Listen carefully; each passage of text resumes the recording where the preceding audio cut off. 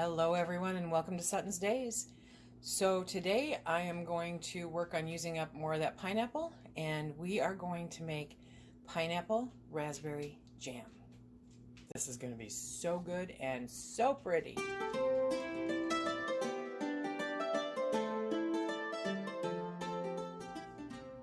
For this recipe we are going to use 2 cups-ish of raspberries.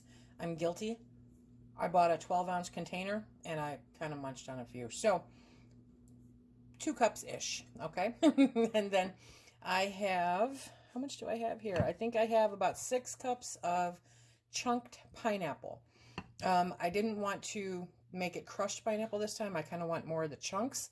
So that's what I've got there. And then I've got 6 cups of sugar and 1 box of sugar. I have my handy dandy pot. I'm going to put in the pineapple, and I also, when I core the pineapple, I squeeze as much of the juice as I can out of the rind and add that also. Okay, and we're going to take the blueberries, or I'm sorry, raspberries. I've got blueberries on my mind. We're going to heat these up, kind of get them married in together, and then we will add the sugar. I did add my Sure Gel to my sugar. I mixed it all in there really good. So when we add it, we'll be adding both. The aroma of the pineapple and the raspberry is amazing. It's amazing what raspberries. Oh, it just smells so good. Raspberries add such a wonderful, wonderful smell and taste when you add it to other things. Okay, and I know it's kind of steamy, so I apologize, but now we're going to add the sugar and the pectin. We're going to mix those in. Okay. This might make a few more jars, huh? We'll see how much this cooks down. And we are going to be using my handy dandy spatula as it gets closer.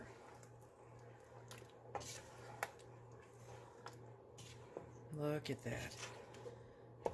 I want some of those pineapples to break up just a little bit more, kind of like that, so that you get a nice chunk of pineapple when you spread it on whatever you're spreading it on. This is going to be amazing. Just so good. Okay, I'm going to let this cook down. I'm going to keep stirring it because you don't want it to burn. And we'll be back as it gets closer. Okay, I wanted to be sure to share this because do you see how liquidy it looks? I mean, this is serious liquid here. And that's from the sugar and the fruit. But you still got the chunks in there. This will cook down, so no worries if you see it like this, okay? Just make sure to keep stirring it, and it will cook down. I just took the temp, and it's at 215. So I've got to get it just a little bit hotter. I wonder if I can avoid the spitting. We hit 220 degrees. I didn't even get to use the spatula part. Okay. We're going to stir this for about a minute at 220. It may go up a little bit in temp, that's fine. And then we're going to turn it off and start putting it into jars. This was super simple. Okay, I turned off the heat, but I'm going to keep stirring it until the burner cools down.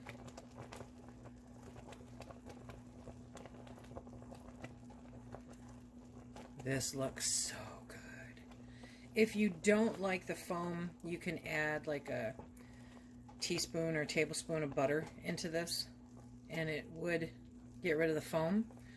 The foam does not bother me, and I have not heard any of the people that buy our jam that it bothers them. It's an aesthetic thing. If you're entering it into a competition, sure. Otherwise, you can just ladle off the foam. That's not a problem. Oh, look at how pretty that is. Okay, I'm gonna get my plate out of the freezer and we're gonna test this. Got my plate out of the freezer.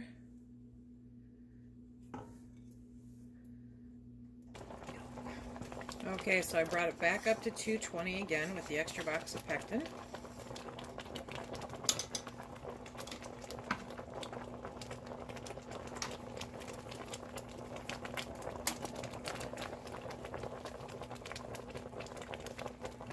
Here's my disclaimer, folks. Better late than never, right? I bring you along for my canning projects. I am not an expert. I am not an expert jam maker. I just happen to make a lot of jam and can a lot of food.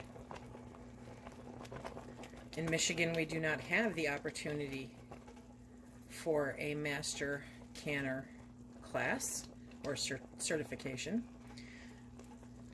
because the extension office in our state doesn't feel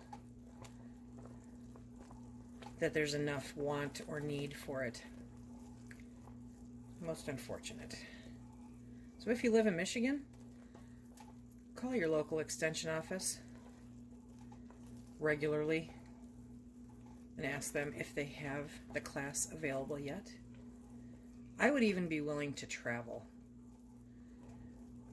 And anybody that knows me knows I don't leave home. I like being home. It's my favorite place to be. It's less people-y, you know what I mean? Oh yeah, I can see a difference here now. Okay, let me grab my plate. Let me get the ice cubes off the plate.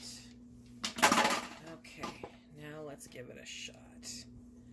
Okay. Look at that. Still not quite where I'd like it, but I think, oh, there we go. Yep, it's good. Okay, let's get this in jars. It has the taste tester seal of approval from Phil. He tasted it. I pulled my jars out of the dishwasher a little bit ago. And so they're all nice and sterilized. I've got my lids in the hot water on the stove. There we go. And I will be sure to not edit this video until I see how it sets up. I want to show you guys how it sets up. I'll even share it if it's an epic fail.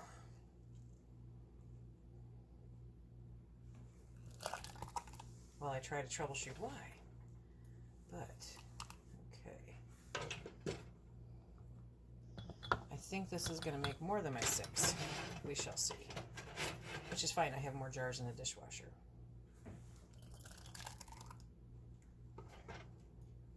Okay. I will bring you back. Whoop. That one's overfilled. I will bring you back when we get ready to put them in the water. Managed to get all 7 jars in the canner.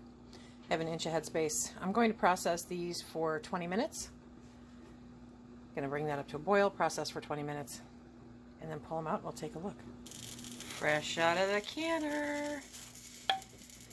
Listen to those pings. I love it. Look at how pretty that is. It's a pretty jam. Okay, next stop, we'll see how it sets. Okay, I'll show you guys the set on this. This is the one that I put in the fridge. Look at that.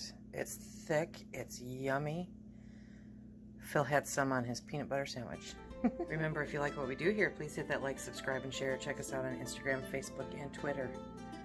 Until the next time, be safe.